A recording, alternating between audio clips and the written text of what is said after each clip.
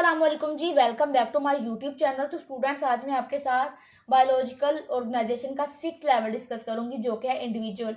अगर आप में से किसी ने भी पिछला लेक्चर देखा हो तो उसमें मैंने आपके साथ 5th लेवल डिस्कस किया था, जो कि था organ and organ system level.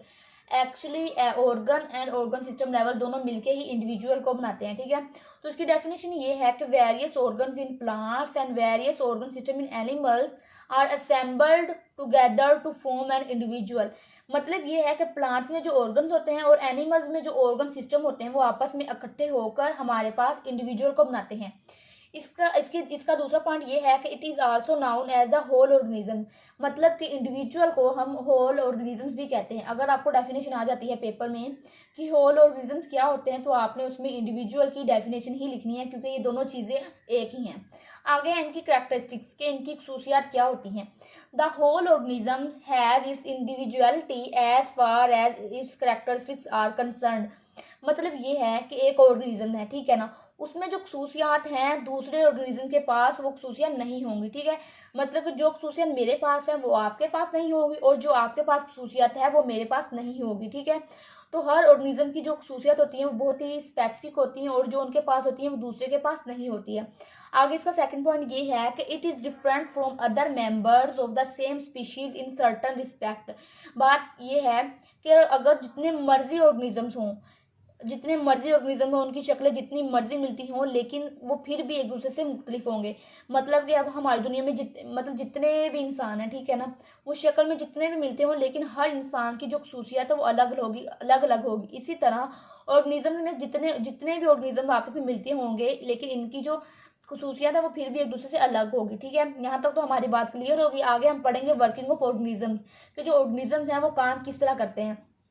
The organisms work as a whole and it interacts and responds to the environmental changes as a whole।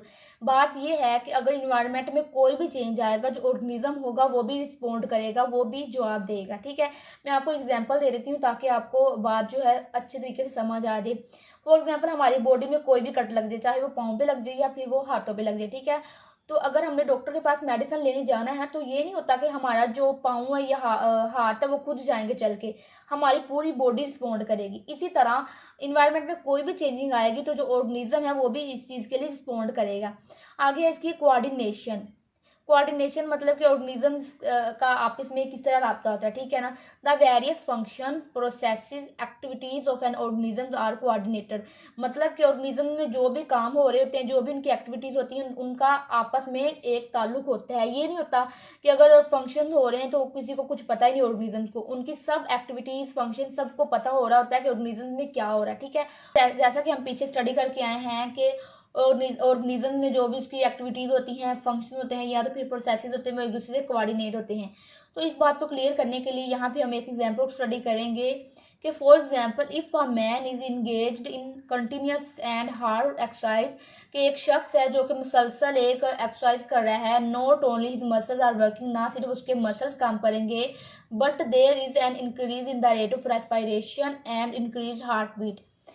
मतलब कि ना सिर्फ उसके मसल्स काम करेंगे, बल्कि उसकी जो रेट ऑफ रेस्पिरेशन है और हार्ट बीट है वो भी दोनों बढ़ जाएंगी।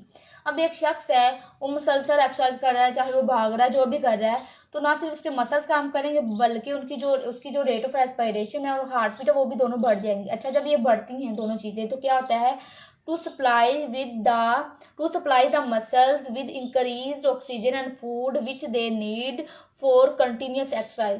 जब हार्ट बीट और उसका जो रेट ऑफ रेस्पिरेशन बढ़ता है तो उसकी वजह से क्या होता है कि मसल्स को फूड और ऑक्सीजन मिलती है, जिनकी उनको एक्सरसाइज के दौरान ज़रूरत होती है, ठीक है। अब मसल्स को भी तो किसी चीज़ की ज़रूरत होती है ना, कि एक शख्स है जो कि मुसलसल एक्सरसाइज कर ही जा रहा है, तो फिर उस मसल्स ने भी उसके साथ काम करना है। तो फिर क्या होता है, जब rate of respiration and heart beat बढ़ती है, उसकी वजह से जो मसल्स होते हैं उनको फूड मिलती है और ऑक्सीजन मिलती है, जिसकी वजह से जो एक शख्स है वो अच्छे तरीके से अपनी एक्सरसाइज जो है वो कर सकता है। आगे है हमारे पास कोऑर्डिनेशन इन एनिमल्स, के एनिमल्स में कोऑर्डिनेशन क्या होती है। In animals the coordination is achieved by means of nervous system and endocrine system. Animals में कोऑर्डिनेशन को हम दो तरीकों से हासिल कर सकते हैं। एक कर सकते हैं नर्वस सिस्टम की वजह से, और दूसरा कर सकते हैं एंडोक्राइन सिस्टम की वजह से।